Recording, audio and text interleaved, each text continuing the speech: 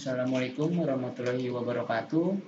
Saya Angga Boy Nugroho dengan NIM 3336/2082 dari Teknik Sipil dengan NIM 3336/2082 dari Teknik Sipil Kelas B Universitas Sultan Agung Pikiasa.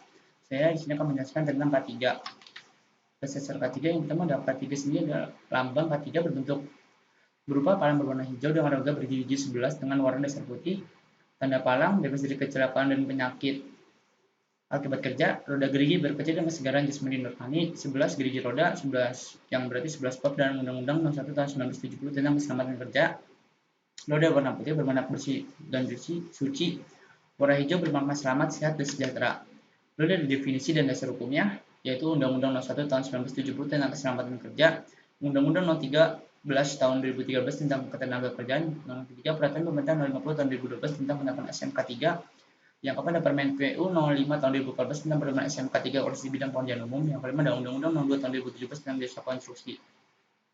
Keselamatan kerja yang berarti suatu tindakan atau sikap yang dilakukan untuk mencegah atau mengurangi kecelakaan yang dapat terjadi dalam suatu pekerjaan yang berkaitan dengan manusia, barang, mesin, cara kerja, dan lingkungan hidup. Kesehatan kerja yaitu adalah kondisi yang bebas dari gangguan fisik, mental, emosi, dan rasa sakit yang disebabkan oleh lingkungan kerja. Keselamatan kesehatan kerja, semua ilmu yang dan penerapannya untuk mencegah terjadinya kecelakaan kerja, penyakit akibat kerja atau PHK, kebakaran, peledak, dan bencana lingkungan. Lalu fungsi dan insiden kerjanya itu yang pertama fungsinya meningkatkan efektivitas perlindungan keselamatan kesehatan kerja yang terencana, terstruktur, terukur, dan terintegrasi. Kedua, mencegah dan mengurangi kecelakaan kerja dan penyakit akibat kerja dengan melibatkan unsur manajemen pekerja dan serikat pekerja. Menciptakan tempat kerja aman, nyaman, efisien, dan mendorong produktivitas. Insiden kerja dari dua itu kecelakaan kerja yang menyebabkan kekuatan kematian, yang nermis tidak menyebabkan kematian. Teori efek domino diciptakan oleh H.W. Hendrich atau perintis keselamatan kerja di Amerika Serikat.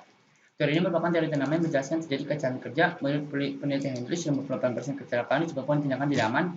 Untuk mencegah kecelakaan dengan menghilangkan tindak tidak aman sebagai penyebab kecelakaan, yaitu ada penyebab dasar, kurangnya prosedur atau aturan, kurangnya sarana, kurangnya kesadaran, kurangnya kepatuhan, yaitu penyebab tidak langsung ada manusia dan pekerjaan. Penyebab langsungnya ada perilaku yang tidak aman dan kondisi tidak aman. Teori dominan yaitu ada kecelakaan kerja dengan kontak dengan bahaya, kegagalan fungsi, kerugiannya manusia, mesin, material, dan lingkungan. Fasilitas teori 2 yaitu umum dan khusus. Untuk umum sendiri jalan akses, batas lokasi, dan APK. Untuk khusus toilet, fasilitas cuci, tempat istirahat, dan air minum.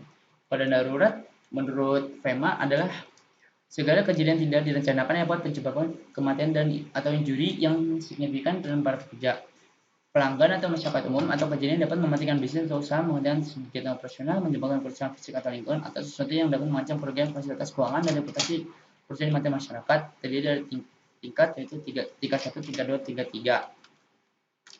Lalu tangkap darurat serangkaian kegiatan dilakukan dengan segera pada saat kejadian bencana untuk menangani dampak buruk yang ditimbulkan, meliputi kegiatan penyelamatan, evakuasi korban, evakuasi benda, pemulihan kebutuhan dasar, perlindungan, pengurusan pengungsi, penyelamatan, serta pemulihan sarana dan sarana.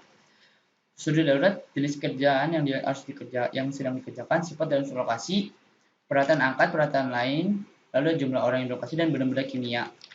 Prosedur darurat yang harus dilakukan adalah kemungkinan timbul keadaan darurat minim, informasi keadaan darurat setiap orang di lokasi, pastikan semua berada di lokasi darurat, tempat orang terlatih dampak darurat, jalur penyebatan tersedia, rencanakan menghubungi stasi darurat, tersedia jalur khusus darurat, lalu ada tersedia prosedur penanganan darurat shader. Lalu ada ERP dan kebakaran. Untuk ERP adalah perencanaan tanggap darurat, penyusunan prosedur keadaan darurat, organisasi tanggap darurat, sarana penyelamatan jiwa, sarana proteksi aktif dan latihan. Lalu ada upaya pencegahannya dari kebakaran itu gunakan bahan tidak mudah terbakar, simpan bahan yang mudah terbakar dengan baik, dan jauhkan dari sumber api. Lalu ada sediakan alat pemadam kebakaran di setiap lokasi pekerjaan berisiko terjadi kebakaran. Lalu selalu mengecek semua peralatan yang berpotensi menyebabkan kebakaran sebelum pekerjaan pulang. Maksud dan tujuan inspeksi adalah pemeriksaan yang dilakukan dengan melakukan observasi langsung. Inspeksi kamar kerja bertujuan untuk meniadakan kecelakaan dengan jalan mengamati penyebab kecelakaan sedini mungkin dan segera melakukan pembetulan sebelum kecelakaan terjadi. Maksud dan tujuannya pertama ada menciptakan suasana lingkungan kerja yang aman serta yang bebas dari bahaya, menemukan perilaku pekerja supaya sikap kerja selamat, memelihara kualitas produksi, mengamati penerapan pelaksanaan norma keselamatan kerja, melokasi dan mendeteksi bahaya.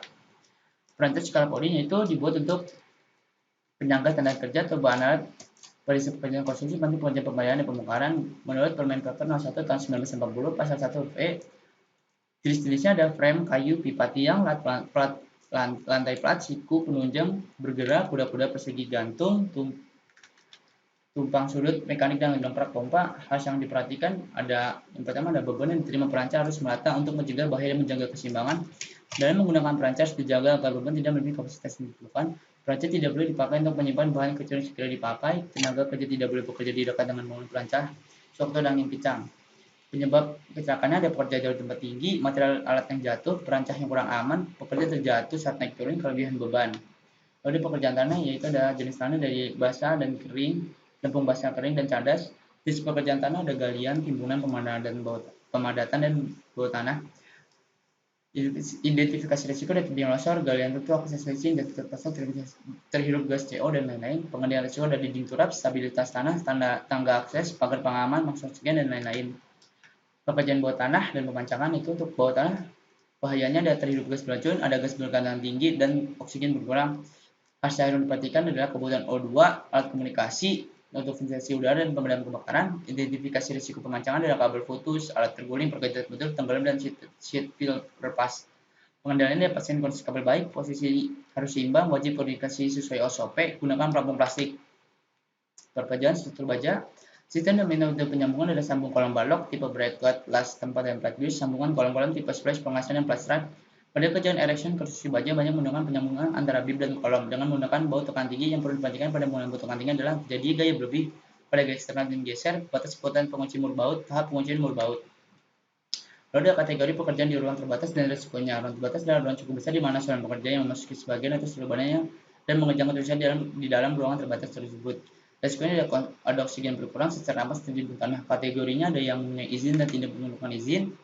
Identifikasi bahaya ruang terbatas ada bahaya energi mekanis, kekurangan oksigen, cairan yang mudah terbakar, bahan radioaktif, bahaya listrik, kebisingan atau getaran, dan bahaya permukaan, licin.